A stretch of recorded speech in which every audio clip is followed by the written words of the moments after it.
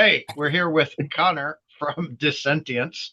They have a new album coming out called Kaiju. If you don't know, that's Godzilla, motherfuckers.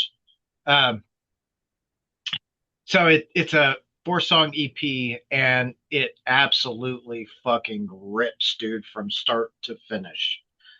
Thank you, man. I appreciate it. Wow. Hell yeah. Um, dude, we're gonna say hell yeah a lot in here, I think. Like, Oh, hell yeah, yeah, brother. I'm down for it. Hell yeah, Yeah, brother. for sure.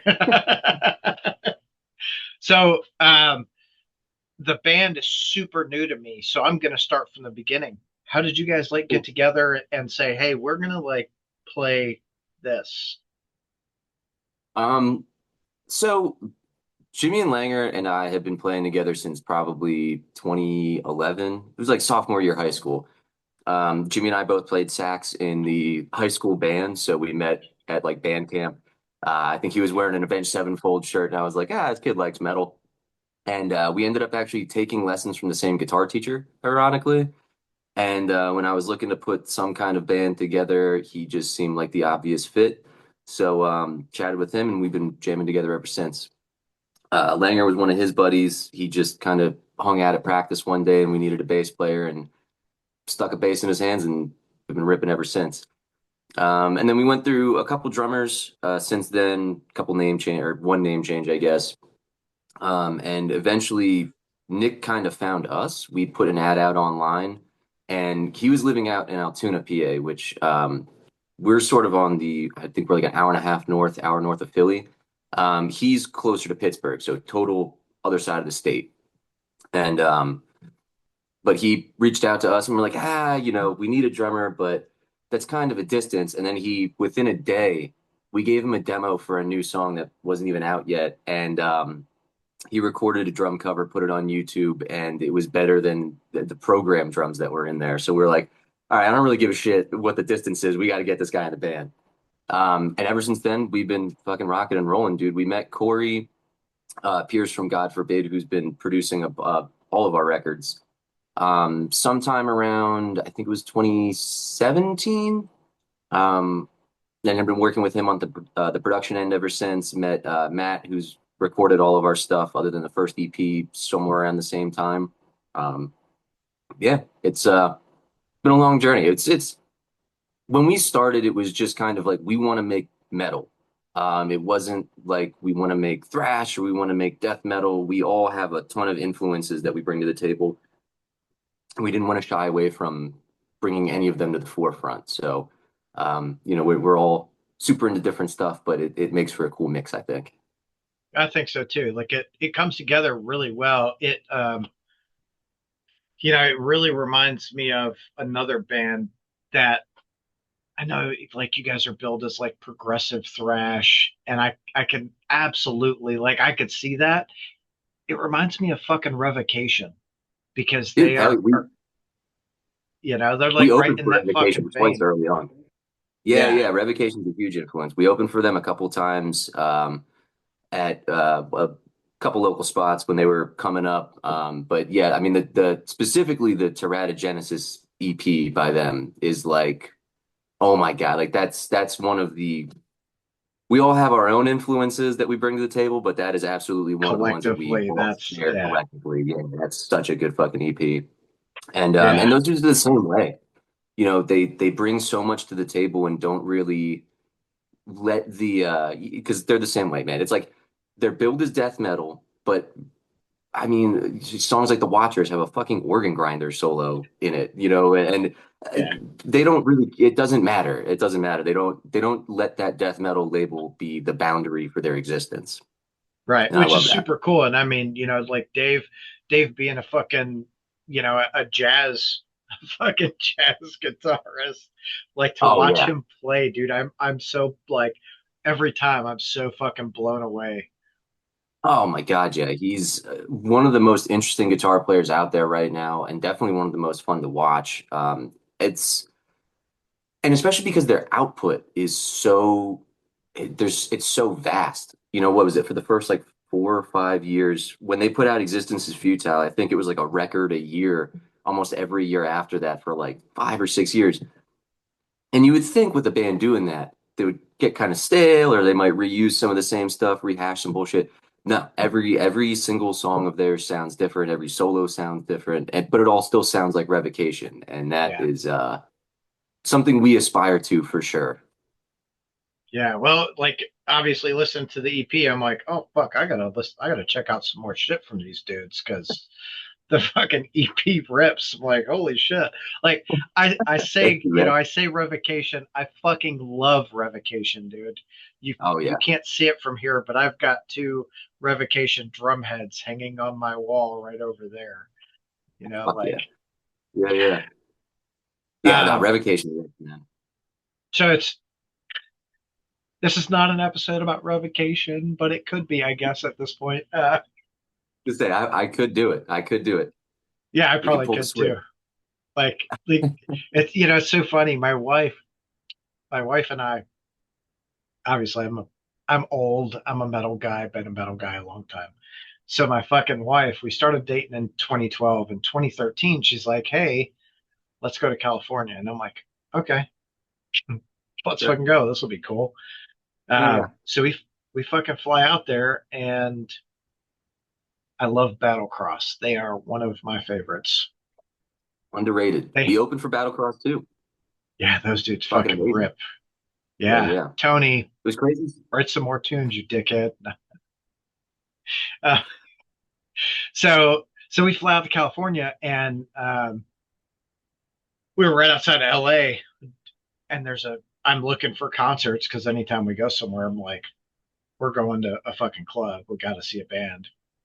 Yeah. Well, Death Angel's playing a show at the Whiskey, and it just so happens to be 3 Inches of Blood, Revocation, Battlecross, and Diamond Plate on that bill. What a I'm lineup. like, That's insane. dude, yeah. I'm like, we're fucking Really going. wicked. That was such a good show. I don't remember most of it because I was drinking straight vodka all night. Uh, but, Those are always but the it was best cool. ones. Yeah. Yeah, yeah, I don't. absolutely, man. They were always on killer tour packages too. The first time that we opened for them, it was the Harp Machine opening, Revocation on the Teratogenesis tour cycle, and then the Faceless, um, which another band that absolutely fucking rips, and who knows what happened there, but that was great. And that was Everyone when knows what Wes, happened there. yeah, yeah.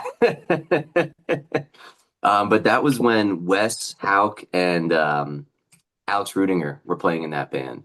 So it was like an all-star lineup for the Faceless, plus Revo, plus yeah, that was a nutty show. I was Yeah, those even are if we didn't play it, I was gonna go just as a fan. It was amazing. right. Yeah, they did some some random time. So I live in Louisville, and there's a dude here that throws shows. There's a bunch of dudes here that throw shows, obviously, like everywhere. Mm. Uh, Yeah. well, this I see this ad for Revocation playing uh, this little place I'd never heard of before. It's called Brewskis, and I'm like, what the fuck? Mhm. Like, well, of course I'm going. It's a $10 show. There's like I think there's 10 people in the crowd, and five of them are regulars at the bar that didn't pay to get in. I was like, holy shit, that's fucked. But great show. Anyway, enough about Revocation and all these other bands. Your band, Dissentience. If Yeah. you're still with us, you guys got to check this band out. They fucking rip. So, like, writing process for this Sure. EP, what was that like for you? Oh man. So the whole thing kind of started, and really, little disclosure, we love these bands, but there's an awesome drive-in nearby called the Mahoning Drive-In, and they do old school movies like 35 millimeter prints of shit. And it was a Tuesday night or something. Me, Nick, and our buddy were there, and we were drinking, we were partying a little bit, and we were there to see Godzilla versus Mecha Godzilla. And I was just like, it's funny, man. When Mastodon first came out, it sounded like a fucking Mastodon, like stomping through the tundra. When Gojira first came out, they sounded like Godzilla stomping through Tokyo. And it seems like all these bands, for better or worse, and they're still great bands, but they soften up as time goes on.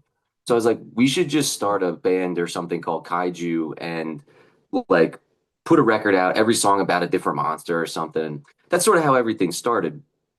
That fell by the wayside for a while.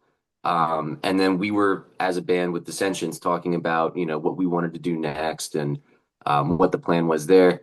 And Nick and I were like, we have this thing, like, I think I might have written half a song or something at that point. So there wasn't much for it. But I was like, we kind of have this thing. And I think if we retool the idea from, a monster, a song into like a whole concept EP, it would be a fun little thing. And it's 4 songs, we could get it out. Our output has always been kind of funky because like we put out our demo sort of at the tail end of high school and then we all went to school. And then we put out Mask and Pretense. We were all still in school, so there was a lot of stagnancy. We couldn't really practice regularly. And then as soon as we finished pre-production on our album Empire Anatomy, COVID hit. Like literally the week after we finished pre-production, the world shut down. Yeah, so it was like it really fucked us on that. We took a lot of time and I'm still very proud of that record, but even just like getting it out, we sat on that for like a year and a half before we were like, well, we need to drop this. Um, and then played that, did our little show cycle for that.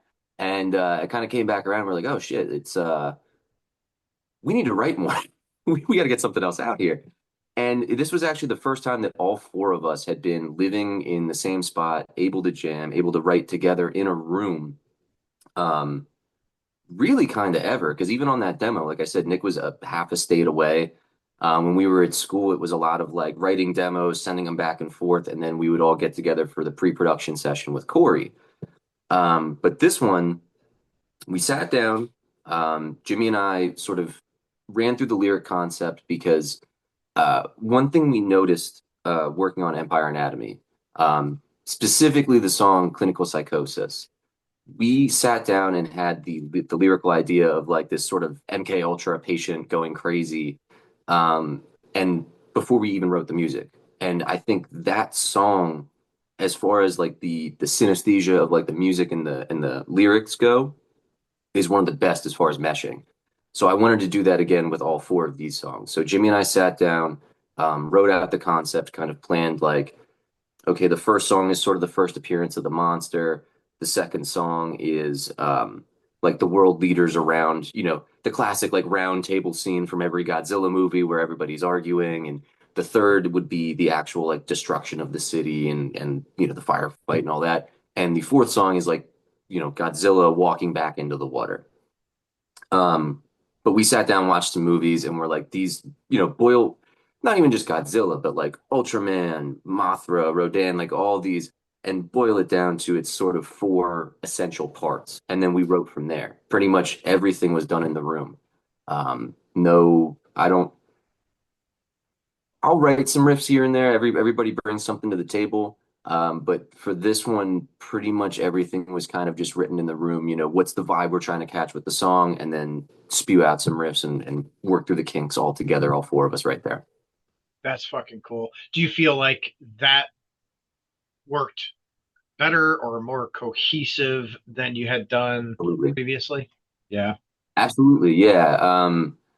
I think that working on a computer is awesome in a certain sense. I have like a old version of Cubase that I'll load up if I need to write riffs and stuff. I can just get them recorded right away. It sounds awesome. Our demos are frankly sound better than some people's albums, and not just us, anybody. If you can afford an interface and a program, it's awesome that you can do this. But it also leads to, as a guitar player, I like to just you write songs that are just riff salad, and there might be some good riffs in there, but you lose track of the song.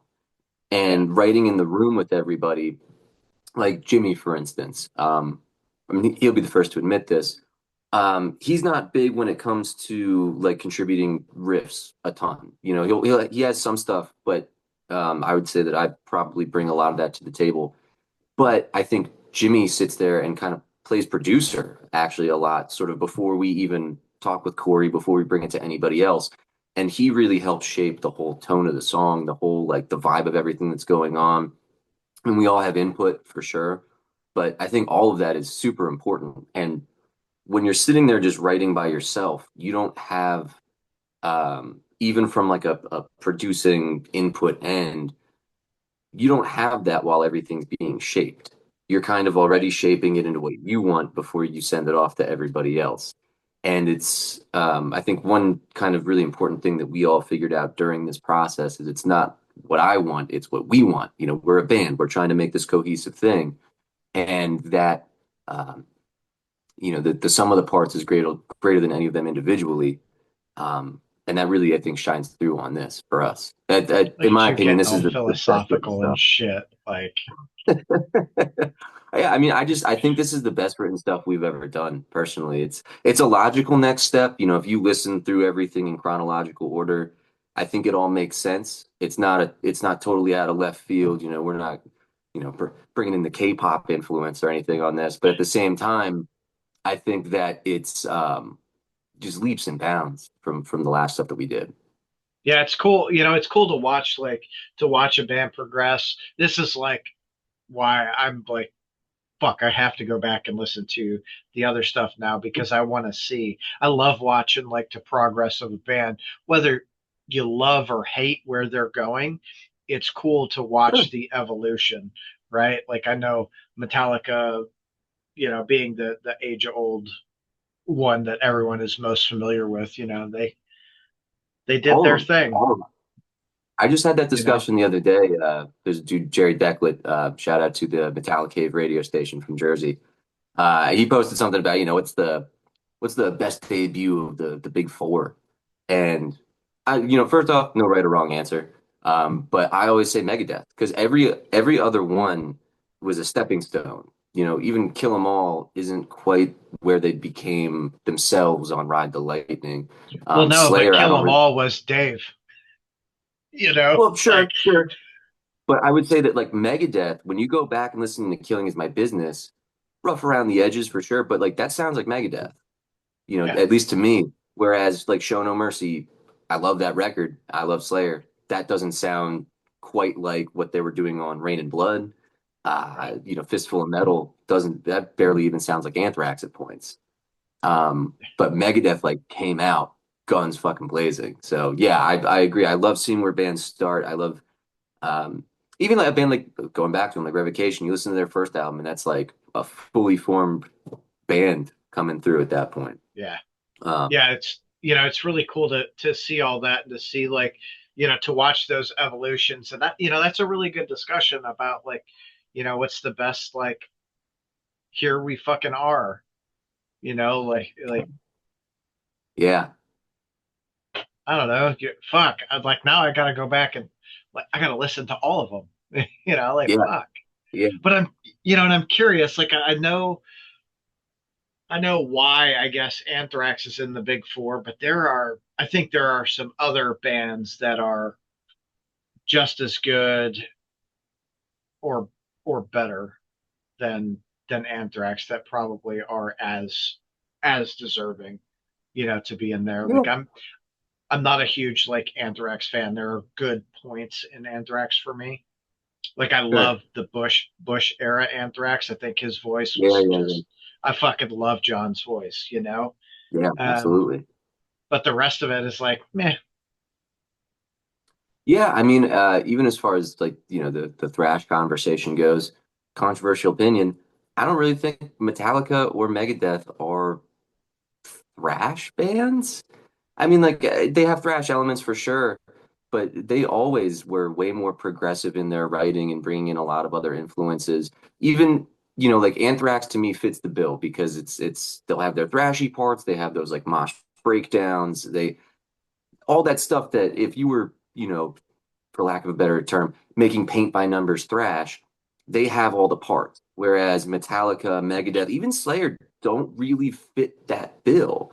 Not the way that like an Exodus, a Testament, if you're going Right. into crossover territory, DRI, like all that kind of stuff, those bands fit that bill way better. So I think even the whole Big Four thrash thing is kind of corny because it's like you really the one band that people say is the least deserving to be in it is maybe the only band that's actually the truest thrash band of all of them I when you break I it don't down. like when it comes down to it, like the paint by numbers thrash, like you nailed it, like Exodus, Testament, fuck, throw in like Overkill right in Death, there with it. Death Angel. Like, Yeah, yeah, yeah. yeah, for sure. All of those bands are like right there, and all of the bands that are there, it's like they're only, I guess, the biggest bands out of the bunch. Not Yeah, and I mean necessarily they even they came out of the scene. They came out of the scene, but it's like even the thrashier songs, like a song like Metallica might have one actually thrash song on per record, a Battery, a Blackened, whatever. Even Battery and stuff, like there's so much more to those songs that to me is yeah, takes them past thrash. It's really not definable genre wise. And frankly, that goes back to what not to toot our own horn, but like what you said about us with, yeah, we get like lumped in with the progressive death thrash, label, but that's just because people weirdly need labels to put on everything now. yeah, I don't yep, think that even the newest single that we put out, Chaos Absolute, which is the second song on Kaiju, to call that, yeah, there's thrash in the verses and stuff. And I don't know, but I don't consider that really a thrash metal song or a death metal song. Too groovy. That right. song has massive fucking grooves and massive hooks that you don't see in thrash or death metal. So where does that fall into everything? I think putting the label on it does us and other bands of this style a disservice. I know, but Because it's also like I agree with you to an extent. I think there's an argument for the like genre labeling because then Mhm. people can go, okay, I recognize this is where I want to be, so I'll check that out, But if you say, like, oh, dude, I'm going to listen to metal, like, I have this conversation. And if you like Avenged Sevenfold, like, cool, they're not my thing. And people are like, man, I'm going to listen to some metal. Who are you going to listen to? Avenged Sevenfold. And I'm like, okay, Now, I will say this on that end though too, because I've seen people specifically like in our scene at certain points say like Avenged Sevenfold's not metal, and I'm like, well, that's crazy. It might not be death metal, it might not be thrash, whatever, but like if right. Avenged Sevenfold's not metal, then fucking Dio is easy listening, and that it's crazy. Like that's a crazy statement to make, and I agree that I think the labels help to a degree, and it's why everybody has to have them. But I think people get too hung up on them now. Like I see a Yeah, lot of people that are like, "We're thrash. All we play is thrash. We just want to play thrash," and that's all fine and good. But I think that there's too many people in that mindset where it's like, "Well, we're death metal. We just want to play death metal. It's just going to be the paint by numbers death metal." hyper And fixated on this is what we are. This is it. Yeah, yeah, and actually, that's something that we talked really early on with Corey when we were doing the pre-production sections for Mask of Pretense. He said something that stuck with me a long time now. That was basically like, this is the beginning. This is the first thing people are really hearing from you, other than the demo, the first official release. Put everything you want to do on this one, even if it's a little bit, even if it's a little sprinkle. You don't have to have it fully realized. It's your first thing, but if you just put out thrash, put out thrash, put out thrash, put out thrash, and all of a sudden you start putting blast beats in your music, some dickhead on the internet's going to get really fucking pissed because you're not thrash anymore, or yeah, vice versa. You come out playing death metal, and somebody's going to get mad because you put like clean vocals in your music or something, no matter how good it may be. Um, they're not going to like it just on principle. So from the beginning, we were like, okay, let's put all this, lay it all on the table, man, and put all those influences out there and just try to be the best band that we can. And if most of it falls under, progressive death thrash or whatever, then we'll take it. Whatever you want to label us as, we'll take it. sure. But I Yeah, think, I think he made a really good point, and there are a lot of bands that do it, right? They come out and they put something out, and then album two is something different, and you see people like really shit, like they shit on them. Oh my god, it's not like this, it's not like that, yeah. but like uh Deftones is like I love Deftones, Oh and yeah, yeah, I love them because every album is is its own thing. Like sure. you can when you listen to a song, hey, this is off of that album because this is what they sounded like then. but there's Even the always, production on it, yeah, even like the and it's, engineering mixes, it's it's fucking awesome, and great. I love that. I love that. To me, even bands like Megadeth and Metallica, like that's why they stand so far apart from that scene to me is because they're the same way. You Yeah. know, even I mean, fuck, people give like Load and Reload shit for Metallica, but again, it was different. They sound different. You know exactly what the fuck they are when you hear a song off of it, as They opposed tried to regardless, yeah, yeah. Again, up to the listener whether it's a win or a lose, but at the same time, they tried. They tried to do something different, and they had a fucking Leonard Skinner riff on their first record. You're gonna tell me you were surprised when those dudes made butt rock right. for two records? Like, get out of here. Get out of here. You know, it's it's it's insane, and people have become like the internet, I think, has made it way more accessible for people to find awesome bands, especially like older awesome bands that maybe fell by the wayside in their day, and now it's so easy to discover them. Like I'm 29. When I was growing up, you still went to a record shop and ordered CDs and shit, and it was I think that kids today don't really know that struggle to a certain degree. Like even a band like Pantera, I could find Vulgar Display of Power and Cowboys from Hell pretty easily. Far Beyond Driven, which hit fucking number one, somehow I could never find. Like I had to special Right. order that and get it in. So now you can just go on YouTube and if listen to enough fucking Exodus songs, you'll start getting recommended check out Sodom, check out Destruction, check out Overkill, check out this band, and you can just click and do it, and that's awesome. But I think it's also made people so much more close-minded in uh, the things that they like, even the production that they like. They find that niche that has been like algorithmically poured into their brains over and over again, and they just get fixated on like this is what that needs to sound like. And then you don't get interesting stuff like the Deftones with every record, again, not only musically sounding different, but the engineering sounds different on all of them. Every mix sounds different. Um, and they took chances.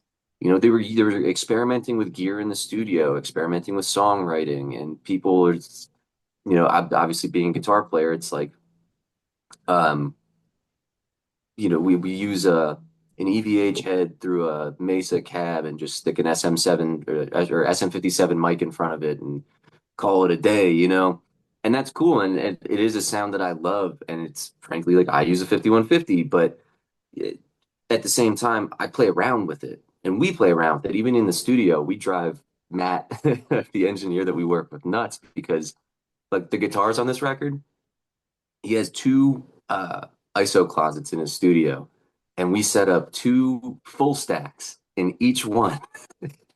It just had four cabs going with mics on each of them and different heads and experimenting with pedals. And I'm an electronics tech by day, so I built some pedals to kind of like throw in the mix that are some secret sauce type stuff that we put on the record.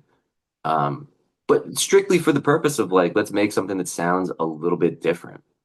Yeah. There's too It's many really bands with the hard, same dude. formula.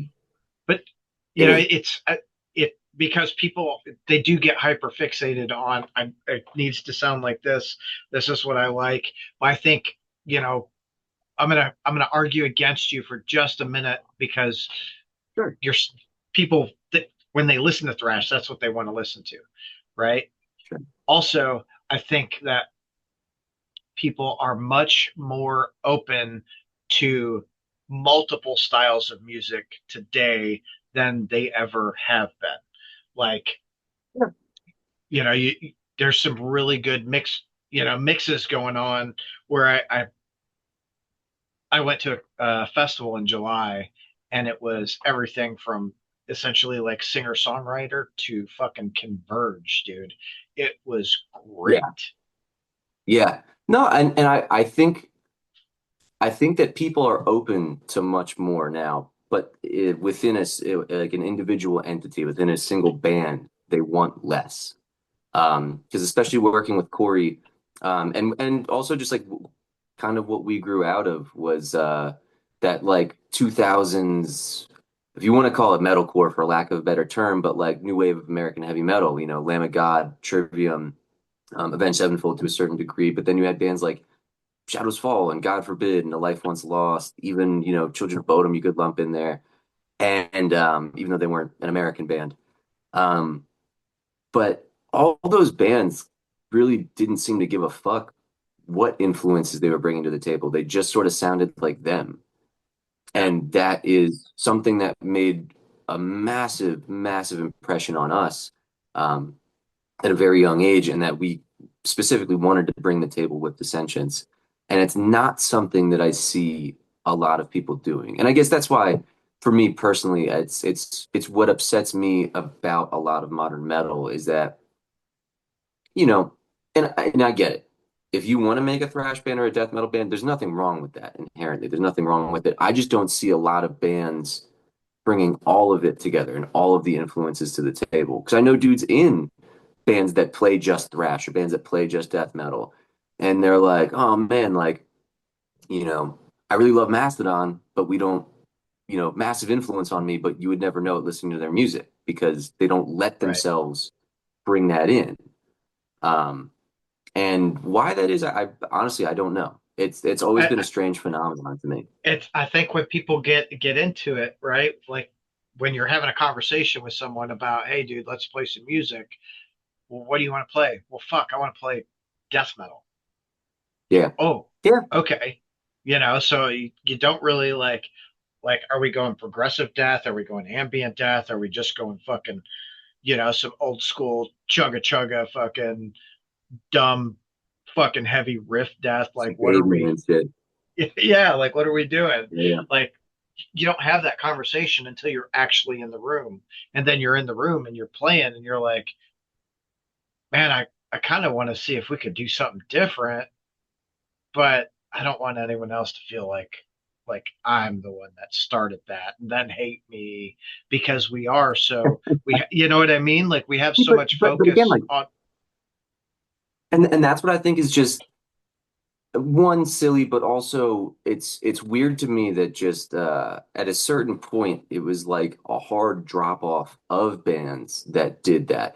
And like that whole, like I said, that new wave of American heavy metal scene, it seemed like every band was like bringing a lot of influence and different influence to the table to the point where a lot of them sounded different, where you could kind of pinpoint like, okay, even if these guys are sort of sounding like Killswitch Engage or something, like maybe they take a little bit more from that Gothenburg death metal sound and less of the hardcore or vice versa and all that. But everybody was mixing and matching, there didn't seem to be this hang up on, you know, if we're gonna play death metal, it needs to just be death metal.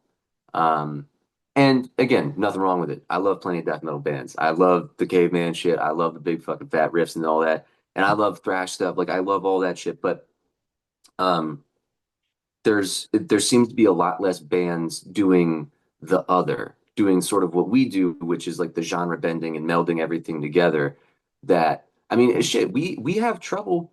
Like I said but before, that's what Philly makes you is stick out. You know what I mean? Like that's exactly it, right? Like if everyone did it, it wouldn't be like, oh, this is cool. Like look at death, oh like right? Like death, there are other bands that maybe want to sound like them, right? But there's never going to be another death because yeah. of what they did, right? Like Chuck always wanted to be uh, innovative. He wanted to do Yeah. stuff that interested him, which to me sounds like what you guys are doing. We want to play music that we find interesting and we want to have fun with it. And that is all those bands you named, before Shadows Fall and fucking Lamb of God and all those fucking people, that's what they did. They played music that they wanted to play. And I think there's a there's a disconnect, right? Mm. Like maybe not a disconnect, but I think the majority of bands that we tend to see at shows are bands that, well, we want to play this and it has to sound like this because this is what we're playing. We can't veer from that. And that's what And I would makes bands like yours special because you I appreciate you're that. you're doing that, but you're doing it in a way that stands out from everyone else. Yeah, I appreciate that very much, man. Thanks for the kind words. I guess for me, it's just been funny through our whole career that the people who enjoy us and support us, which thank you for everybody out there that is listening that does enjoy us and does support us, love that aspect. But it's also been a hindrance for us in a lot of ways, for better, for better or worse. Philly is the closest big city to us, for instance. It's like an hour and a half south of us. Um, we can never fucking play Philly. The amount of times that we've gotten, from promoters that do like us, and they'll sit there and be like, "Well, we don't know what kind of bills to put you guys on," and I'm like, "Put us on anything. We'll destroy on any bill that we go on. Whether it's a thrash bill, a death metal bill, a hardcore bill, whatever. Like we will fit in one way or another with that." And I agree, like what we were saying before. I think people do like everything. So even though it might be a thrash bill, I think those guys can appreciate a lot of what we do. Hard. We just played last night. I'm recovering today from sort of mostly like hardcore show that we played last night in like the Northeast PA area. And those kids still threw the fuck down for us, man, even though we weren't really playing a ton of like meathead riffs and shit. Like they still like it because they might be at a hardcore show, but they like everything, So They go out to have a good time, and I think like uh, one people are getting really bored with the same genre bills. yeah, Like yeah, if I go to a fucking show, if there's a thrash band, that's the only thrash band I want to see. But I'm yeah, cool with having a doom band or a fucking a death band or hell even a noise band on the bill with it because I want something that's gonna honestly keep me interested as a listener. yeah. Like, Yeah, I uh, remember watching, I think it was on the Majesty DVD from Black Dahlia Murder. Uh, they were on the Summer Slaughter tour, whatever year that was. And somebody asked him, he's like, "Oh yeah, like why should people stick around for Black Dahlia Murder?" And he's like, "Well, after hearing about 1,000 or 2,000 blast beats all day, you come to us and we hit you with another 1,000." And on one hand, it's awesome. Again, when if you're just down for the death metal stuff, and especially a tour package like that, it's what you're going for. That's great, but at a local show, it's nice to have some variety. I do agree, and again, we take influence from everything, so I like playing with everybody as far as genres are concerned. It's if there's a doom band on the bill, I'm not going to sit there being salty about it. I love that shit just as much. right? It's great. Um, Yeah. and So, well, you guys yeah. are. You said you're an hour and a half from Philly. Mhm. What are the other like big cities around you guys? So the Lehigh Valley, we're primarily from Bethlehem. Nick lives around here now too, but Philly, Isn't that where Jesus Philly's is like from? it's the Christmas city, baby. Um, Philly's like an hour and a half south. We got New York, like New York City's like 2 hours away. Jersey's right across the border, basically. So we're kind of right in the middle of everything, but not quite close enough to call anything a home base or really be involved like in this scene in say Philly or New York or any of those. I mean, we played them all. Know plenty of bands from those areas, but it's not like I can go down to Philly casually on a Friday night or something like that just to go catch a local show. It's tougher for us. Um, Yes, you can. but You absolutely can. yeah, It's I just mean, yeah, like you can. It's a bit of a drive though. It's a bit of a drive. yeah, But I mean, we've done it. We've done it. We've like I said, we've played far and wide. I mean, we've gone as far north, I think, as Connecticut or Massachusetts. We've been down to North Carolina. I mean, we went out to LA and played the Viper Room back in 2019 for what was it, the battle, the Bakken Battle of the Bands. We oh won yeah, the East Coast that year. So yeah, I mean, it's fun. It's nice. And all those cities have really interesting scenes in and of themselves. The Valley is just an odd spot because, like I said, it's kind of in the middle of everything. People might come through, but the valley itself has always been kind of odd. there's a lot of good metal bands, a lot of metal heads, but the hardcore scene around here has always been way more prevalent. And even I though those that dudes I think love, that's everywhere. Like because oh, I'm talking the kids in even the 15, hardcore 20 scene, years ago. oh, same thing here. Like Yeah. you if you look up the Louisville like scene, it's it's predominantly rooted in fucking hardcore. Like Yeah. it, Hey, nothing wrong with it it, man. I fuck with that no, not shit, at dude. I all. grew up. My dad played in the punk band in the 80s, so I grew up on like old school hardcore punk. And when I was getting into going to shows and shit, some of the first local shows I went to were like some of the newer hardcore guys invited my dad out to shows, and he would bring me with, and it was great. It was a good time, but it's just funny because even those dudes, it's like they love. I've seen hardcore bands cover Cannibal Corpse at fucking shows before, and yet they Yeah. don't like metal bands on the bill. You know what I mean? Like they are weirdly, it's like metal's a dirty word to them or something, but I don't know. Yeah. It's I mean I don't think so now. I mean here anyway. specifically around here. Yeah, I mean Yeah, specifically around here. Like I said, yeah, last night we were an hour northeast of here, and it was great. The hardcore kids threw down for us. Like I'm not saying that's everywhere, for sure, right. but in the valley, it's interesting. It's a really weird little scene, and again, post COVID too, and this was everywhere. Um, just a ton of venues shut down. A lot of places are way more skeptical of like letting heavy music play because, especially with moshing, man, it's a lie. They see it as a liability, not an Well, attraction. And that's a large part of that is because of the hardcore scene.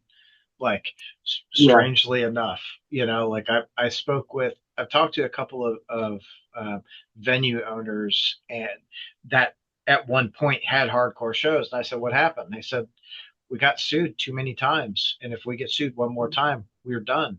We won't be able yeah, to get insurance." Like, oh shit, So like yeah, you see this if you watch hardcore like starts to come more into like the more regular clubs and then whatever, I'm assuming a bunch of lawsuits and shit because people are getting hurt and then it gets pushed back down into all these DIY venues, so it's like it's always there, and there's always a fucking wild ass crowd. yeah, Like yeah. what the They do. fuck? They definitely have some. Those kids have some moves, man. I saw some crazy shit last night. It was and again, it's a good time. I don't get involved too much with that stuff at this point, but let them have their fun. And most of those kids really are just having fun. You know, like Yeah, I let them mosh how they're gonna mosh, man. I know I see a lot of old heads getting mad that it's not like push pits only anymore, and it's whatever. Let them be how they're gonna be. Nobody's intentionally trying to hurt anybody, and the kids who are, they get taken care of. You know what I mean? That yeah, even usually. within the Yeah, hardcore moshing shit, like all the karate in the pit, if you want to call it that, they take care of that shit. If somebody's actually out to fuck people up, they'll deal with it. yeah. Um, So but that is true. So let yeah, me ask you this. We've talked about a bunch of other shit. Let's get back to you guys. yeah, absolutely. What the fuck? So is this coming out on physical media? Yeah. So I have the CD layouts done. We get everything mastered for vinyl. The only issue really is just vinyl. Vinyl's a tough one, man, because it costs a ton of money to make, and it's not something you want to sit on because, a box of CDs, if you're sitting on a box of CDs, you can tuck that in the back of the closet and forget about it. A couple thousand records or 500 even 500 records, if that's like the Yeah, but minimum order no, it's not. and for a lot of places. You can go down to No, it's not. 100, but then you're paying a lot more per unit.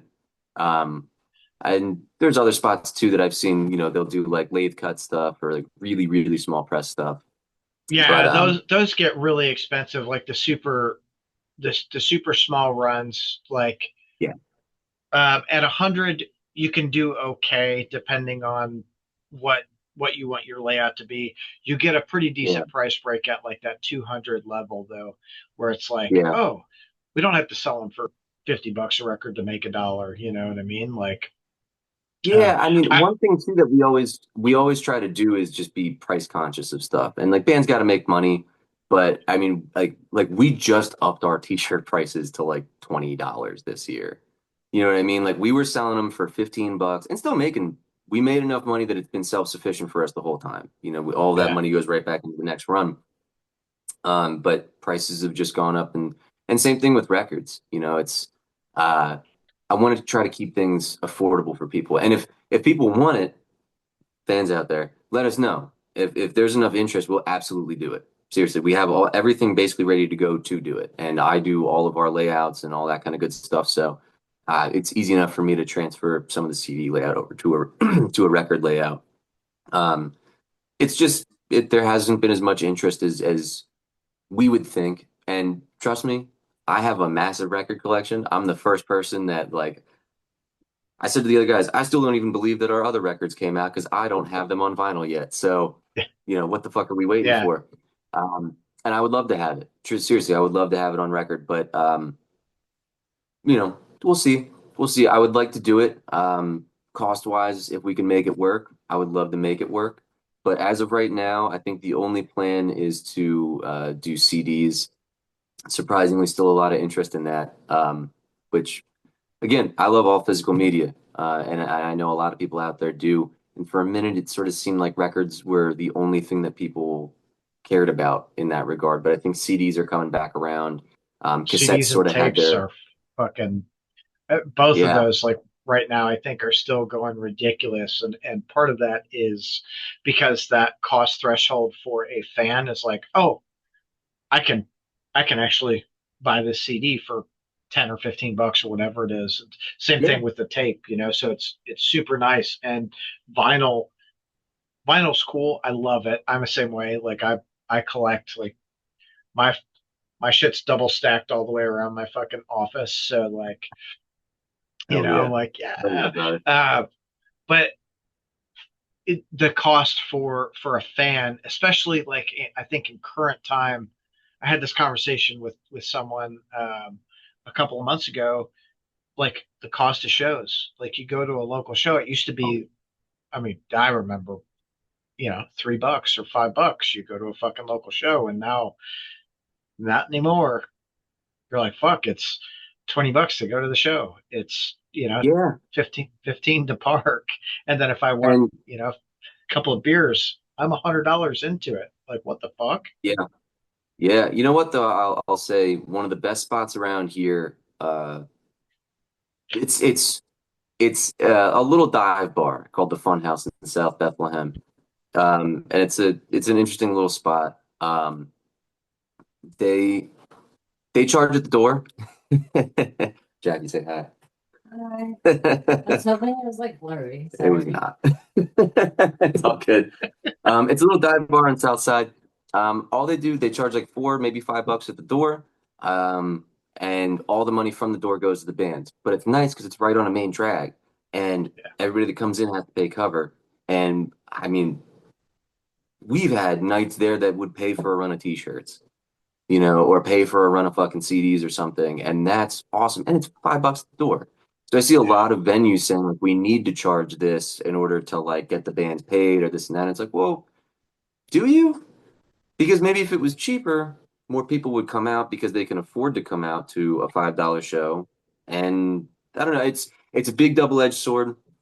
Um, and I don't yeah, necessarily know that that would work for every venue, but I do agree. A lot of them right. are getting to the point where it's like, it's a four local bands on a bill and it's 20 or $25 or something like that. And it's like, holy shit, you could go Yeah, see four touring bands for that, depending on where they're coming to. So shit, not here. it's You're, you're yeah, these touring bands is well, like, 25 plus fees plus, yeah, Ticketmaster's got yeah, to it's get their it's cut. ridiculous. Well, so we've got a venue here. It's called Mag Bar, and it's a dive bar.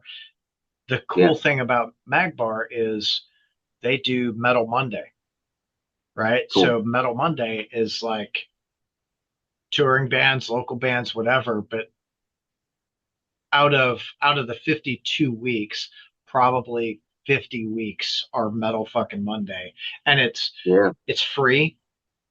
the bar actually pays the bands and doesn't charge anyone to go to the show. So like people are like kick ass. We're gonna go spend money on a Friday night or on a Monday night. It's two bands, so it's a real quick fucking show, and Yeah. it's like a guaranteed crowd. It's all the same people every fucking Monday, dude. You know what? And I bet it's great for both the bar and the bands too, because it being a free show attracts a lot of people. They're going to spend their money on drinks at the bar, and they're probably going to spend their money on CDs or other merch, T-shirts, Merch, whatever yep, from the band. Yeah, because now they're yeah, it's not spending fucking that $25 to get in, and they yeah, have it to spend. it's Everything's great. tight all around these days. Yeah. Yeah, it's so funny. So I went to Costco yesterday with my wife because we're old and that was our Saturday night date. Let's go shopping at Costco and have our $1.50 hot dog soda combo. Yes. Uh, so The most so we romantic. go. Yeah. She was like, "Aren't you glad you married this?" I said, "Yeah," because I probably couldn't tolerate anyone else having a conversation with them. Uh, so we're there, and I always wear a band shirt, and this fucking dude.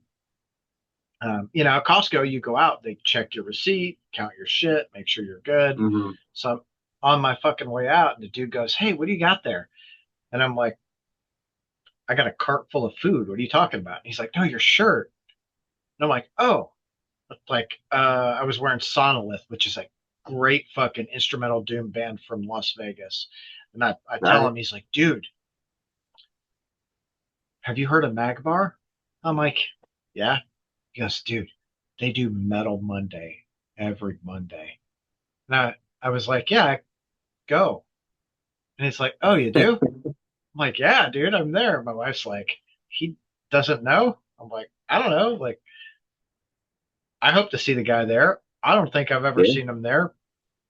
I've not paid enough attention to know because I'm like, what band?" I'm talking to the bands, like, "Hey, you got cool shirts, or why the fuck did you put your logo on a toilet seat? Whatever." Uh, like, Yeah. Dude, so there I don't definitely been know. some interesting work over the years.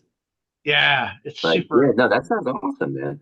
That the Metal Yeah, Mondays sound awesome. And I think even just the consistency of people knowing that like every Monday, we're having metal bands in here, free or otherwise, that consistency also brings a lot to the table.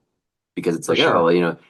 that's the only downside of that funhouse place for us is they might do a metal show once every few months, and it's like, okay, it's not their normal crowd, but if they had shows regularly like that, if third Friday of every month is metal night or whatever, then you Right. might get more people out regularly that are into metal and not just regulars at the bar or whatever. But I mean, For it's a sure. it's a college town. We have two colleges locally, man, and that's been some of the funniest shit that I've seen at those funhouse shows. Is we have Lehigh in Bethlehem, Moravian in Bethlehem, and actually Lafayette and Easton too. But you'll see a bunch of these college pros coming out, and they throw the fuck down, man. Like they go Oh harder than yeah. some of the hardcore kids, and they've been they've been some of the biggest supporters of us there. They always want to see us come back. So Hell yeah. fuck it, why not? Do you guys do you guys get out and do like weekend runs or anything?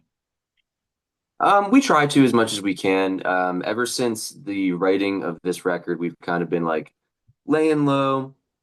It's actually been done for a while. We were in talks with some label stuff that's sort of worked out, sort of fell through. So we've been sitting on the record for a little bit and just kind of like laying low until we had something to promote. But come 2026, I definitely plan on booking a lot more. But yeah, I mean, like I said, we've done weekenders. We went up to Michigan and Indiana the one time. We've gone down to North Carolina. I mean, we've done a Where'd bunch. you We've guys done a play in bunch. And it's Michigan? always, oh man. Um, Honestly, I can't remember the club. It was a small spot. It was a dive bar spot, but it was fun. I mean, the people up north, man, it's a different breed for sure, and they love coming out and throwing down for metal shows. Like when we Yep. went to other direction north, but when we went to go play Connecticut, that was a great. We opened for That Will Be Done at this little festival, like weekender festival in Connecticut. And dude, that was an absolute blast. It was people barbecuing, all the bands were hanging out, the fans showed up and it was just a good time. Um, if anything, actually on the weekend or note, I prefer getting out of the area just because it seems like other locales tend to appreciate metal a lot more than like right around here. And especially like our brand of metal, with a lot of those metalcore bands in the 2000s coming from the New England area, getting up there, I think they have a much deeper appreciation of like that style than Yeah. the locals around here do. So we tend to do pretty well and make some fans up there, which is always a Well, good and, time. I think something that maybe hasn't peaked your oh yeah, light hasn't really maybe not peaked It's quite getting dark at yet like is five. like you say you got to work in 5 minutes. No, Oh, no, and dark. it's I getting was dark like, at like 5 now. I slowly I'm watched it get darker and darker and darker. I was like, you can't even see me. I Anyway, sorry, fucking sorry to do. interrupt. No, you're good. I've just interviewed a band actually at Magbar, uh, fucking for Metal Monday. So I interviewed this band, and I'm watching the interview, and it's light, and I just watch it get dark. I'm like, holy shit! All right, See the this is sun kind go of down in the neat. background. Yeah, I was like, Yeah. that's fucking cool. Well, but what I was saying is like, uh, you play at home so much, hmm a couple of times a year or whatever. When you take a step back and go, oh, we're not gonna play any home shows this year, maybe one if we're lucky, and we're gonna focus our time everywhere else. Yeah. People at home start going, oh fuck, dude, they're everywhere else but here. Now we've Yep. got to show up for those shows, A you hundred know? percent, man. 100%. And when we were doing the Weekenders in support of Empire, that did happen. Actually, we had, people asking about all, how is this spot? How is that spot? And a lot more people showing up to the hometown shows. So that, like I said, that is the plan for 2026 is to get out there, play a lot more spots that we've never played before, play a lot more Weekenders and shit like that. Been a while since we've done it, so I'm just excited to get back out there. I mean, we love playing shows. I think we thrive in a live setting. It's something we've always kind of prided ourselves on, man. I hate going to see a band and like the only person moving is the singer, or everybody kind of they have concrete shoes and they just stand in one spot. Like we love running around and being goofballs and getting out there screaming in each other's face and all that shit and just having fun on stage, man. Like people are consistently in disbelief because we play pretty technical stuff, I would say, but you would never notice it by how much fun we're having because we come to party, man. That's You what know, that's it's what blows me away with with Dave from Revocation is like that motherfucker is technical as all get out. How the fuck are you oh yeah, so technical and still singing and moving? Like, what the fuck, dude? yeah, yeah, for real, man. He's I've said it earlier this interview, man. Dave is a personal hero of mine, and I love seeing that. Like even just opening for them the couple times that we did, and seeing them as a fan at other shows. I He always blows me away. That band always blows me away. They're incredibly tight. Same thing with which is where we get our name from, but Protest the Hero. Um, I mean that band is insane live, insane Yeah, live, and as technical as can be, and blow me away every time. They came through Philly like 2 years in a row the last couple of years, and the first time it was the what do they call it? The Halloween is for Always tour or some shit like that. They came out in different costumes every night. All the ex-members they had gravestones for as part of their backdrop for the stage setup. And dude, they went fucking nuts. And I would be hard pressed to say that I could play any of their music because it's that challenging. Like it's so yeah, fucking technical all the time. that's so And they fucking nailed it. awesome. Yeah, Yeah, it I love that it's shit. great seeing that. Like it's cool that they fucking dig gravestones for like the old members and shit. That's fucking dope. Like, Yeah. uh, And you know what? They're cool with all of them still, so I'm sure everything was kosher there. It wasn't like throwing shots yeah, at any of them, but like Chris Adler from Lamb of God played on one of their records, and they even had like a Chris Adler gravestone from whatever year that was that he did that, and it was fun. It was fun. They're awesome band. Again, collectively one of our favorite bands, but I you would probably not noticed the influence. But I mean, yeah, every time they're around, we go to see them. That's how we got our band name. Was we're sitting there. We used to go under. It was Why We Fight back in high school, and I think we had some band from like the Netherlands hit us up, and they're like, "That's our band name," and we were like, "I don't think so. I think you're about as big as us here in the Netherlands, and neither of us are big, so I don't think it matters." But we kind of just dealt with that for a few years, and when Nick joined the band, if we still have our first demo up. A lot of those songs were written in like the Why We Fight days, and they're rough. They're rough around the edges. I keep it up for posterity because it's just fun. Like you said, you love going, and a lot of people, myself included, love to go back and see where bands came from. And in the digital age, it doesn't really matter. If we took it down, somebody somewhere has it and we'll put it up. Someone's And got so it. who the Yeah. fuck cares? Yeah. So who the fuck cares? So it's still up. A lot of those songs are rough. When Nick came in the band, that's when we sort of buckled down and we're like, okay, let's try to take this in a more like, you know, we'll make the death thrash kind of the core of the sound that we thread everything else around. Um, and went a little heavier, I mean, at that point too, that is when I started listening to stuff like Revocation. That's when we got into like another band that's huge for us is Psychosis. So those core influences kind of came into our world right at that time. And that's when we were like, okay, this is the direction we want to go. So we changed the name. We're sitting there and it's like every name we tossed at each other was like, oh yeah, do you want to do this? That's taken. Oh, do you want to, what about this name? That's taken. What about this name? Taken. I'm sitting there and I was listening to Fortress by Protest, and they have a song called the Dissentience on there. And I was like, I don't really even know what the fuck it means, but what about Dissension? Everybody's like, that's pretty cool. And we all, again, huge common influence for us. So we're like, yeah, fuck it, let's go with it. And nobody had that band name, so we've been rolling with it ever since. And now it's just fun. Yeah, now it's just fun trying to watch people pronounce it. Yeah. That's the big game that we play. With fans at shows and whatnot. Or even honestly, I'm surprised you got it as early as you did, man, because most people start interviews even being like, how do you How do you pronounce your say your band name? name? Yeah. Yeah. I really What want to was do the a t-shirt like the what Leonard was the Skinner band t-shirt. with Joey Jordison and Frederick Sensanum? Yeah.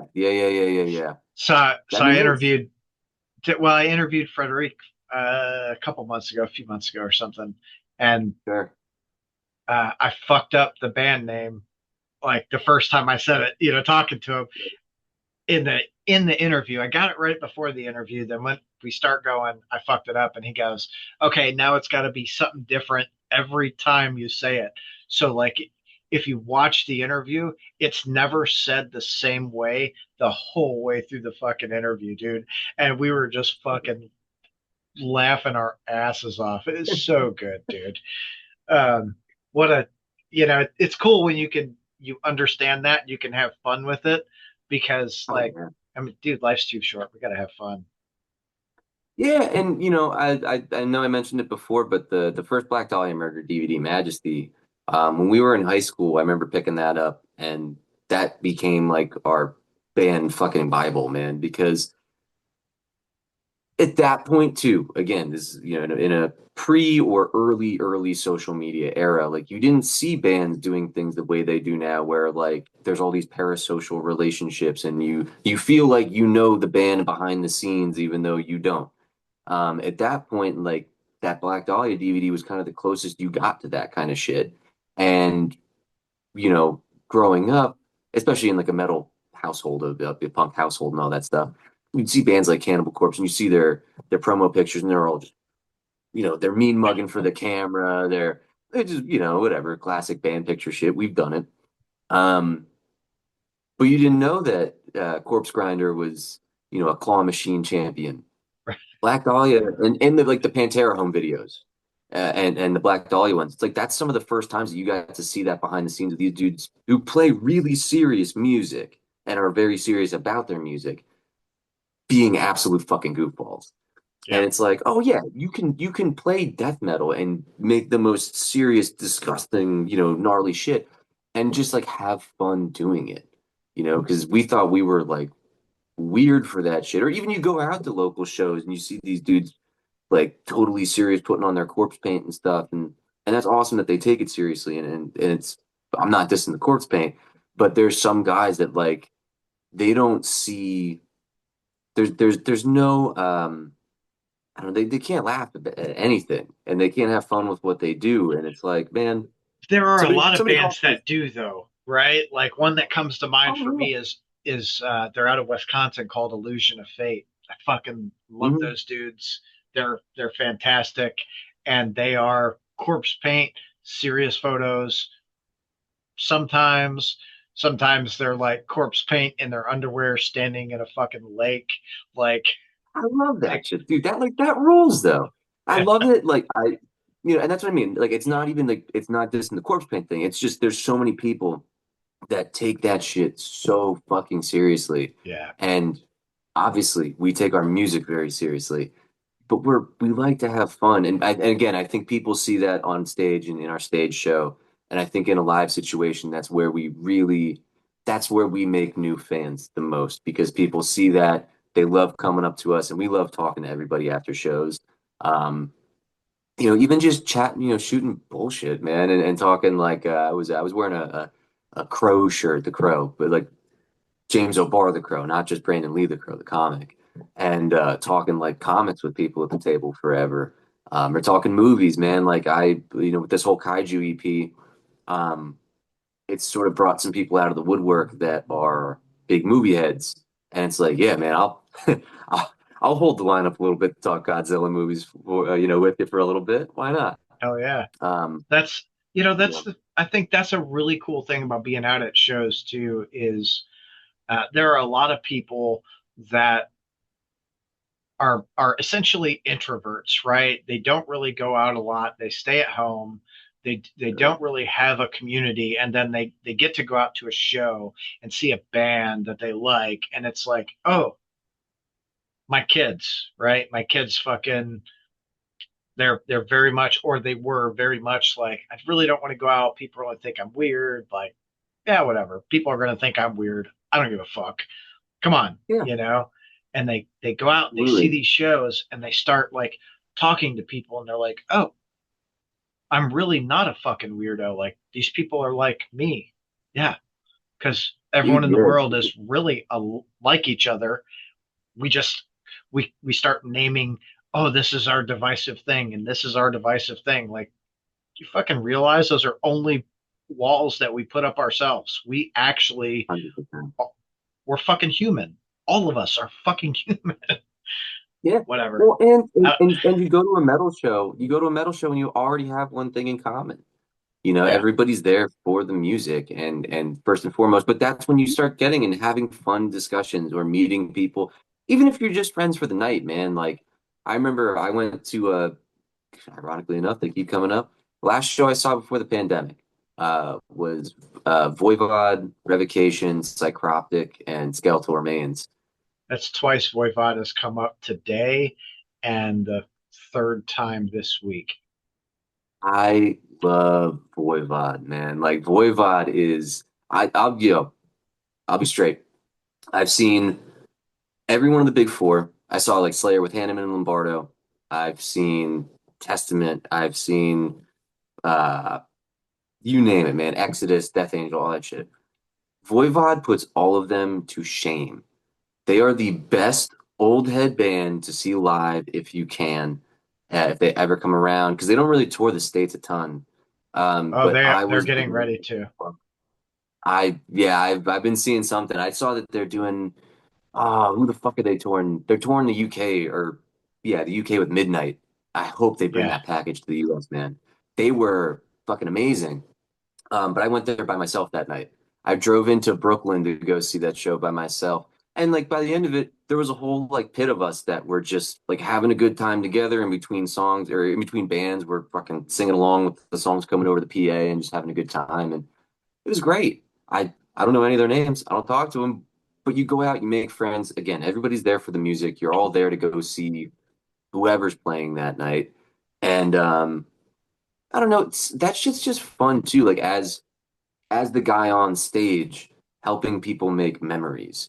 I had a friend come out and he brought his kids to the show. They're probably a couple boys. They're like, I think the youngest is probably around 10, oldest is maybe like early teens. But it was their first like real metal show. And it was their first mosh pit.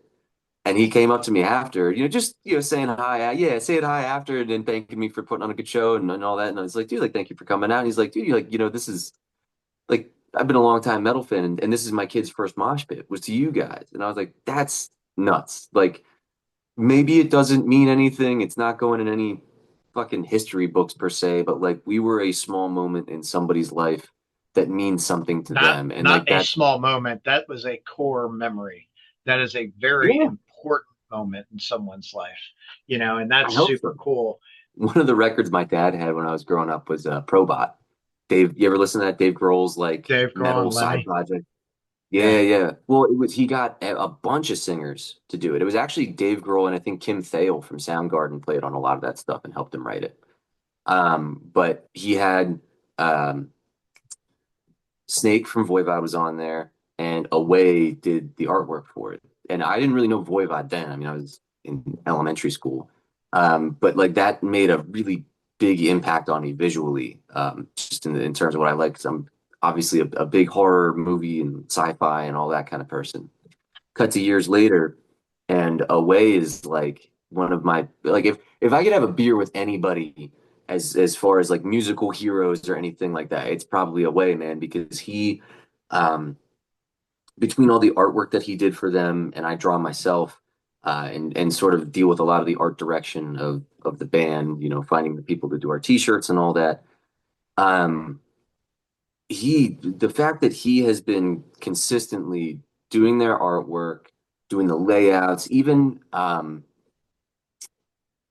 we were doing Empire, we were working with he was at a Philly, um, Dave from Hallucinogenic Bulb, which was like a noise project. Dave was an awesome dude. Rest in peace. He passed away last year. But we were talking when we were doing the album layout. I was like, dude, I would love to do like handwritten lyrics, like for like some kind of handwriting for the lyric sheets, because when you look at like Dimension Hatros or Killing Technology, that's like a way he like made his own font for all of the Voivod lyrics and shit like that, but it's so distinctly theirs. And I was like, that little attention to detail, talking about physical releases and all that, that kind of stuff sets them so far ahead of anybody else in terms of like how they're presented. Um, and yeah, Voivod just, I can't. Well, it'll be like revocation again, man. We'll have another Oh podcast yeah, on just fucking fucking down Voivod. this rabbit hole. Yeah, that's Oh man, yeah, that's so I great. love it. Dude. Connor, dude, I gotta rock. It's all good, man. It's all good, man. I appreciate you having me on and No, talking thank you. kaiju. Yeah, Yeah, absolutely, man. Absolutely. I'm It's a pleasure. I'm looking forward to everyone else hearing this when it comes out. February, is it February 20th? Um, I want to say yes, and I don't know that I can reveal It's this ahead of February time, but 20th. well, February Yep. 20th, but it's going to be premiered somewhere before that. So it'll be out a little bit before that. And it's only 4 songs. We have one more single coming out before the actual EP comes out. So keep an Kick eye out for ass. that. Follow us on Instagram. That's where we're the most active. Um, I think the pre-orders and everything are probably going to go live next month. So keep an eye out for that. We'll have merch and everything to go along with it. If you want vinyl, let us know because we're getting all that stuff together now. So let us know now if that's something we should be doing or not. And yeah, I can't wait for everybody to hear it. Hell yeah, dude. Well, thank you so much for your time. I've had a lot of fun chatting with you, dude. Absolutely, man. It was a blast. It was a blast. I can't wait to do it again. Hell yeah.